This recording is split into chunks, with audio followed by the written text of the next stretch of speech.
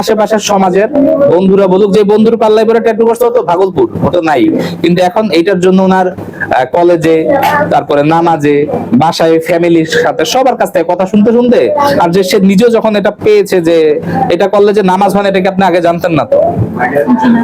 একটু জোরে বলবেন, আগে জানতেন? জানার পর কিন্তু আপনি চেঞ্জ হয়ে গেছেন না? তখনই কিন্তু আপনি দ্রুত মেহেন্দি দেওয়া শুরু করছেন, যে এটা ভালো জায়গা না পাওয়া পর্যন্ত আমরা এটার রিমুভ করবো না। কারণ অনেকেই জানেন যে লেজারে কিন্তু স্কিন ক্যান্সার হয়, লোকালে গেলে স্কিন ক্যান্সার হবে। আপনাকে ব্র্যান্ড জায়গায় আসতে হবে, লোকালে যাওয়া যাবে না। ওই আমি 10,000 কইছি কেউ 1500 কইছি, এই প্রশ্ন আমার কোনোদিন করবেন না। আপনাদের ভাবতে হবে কেন এত প্রাইস ডিসটেন্স, কেন কোয়ালিটি ডিসটেন্স, বুঝতে হবে।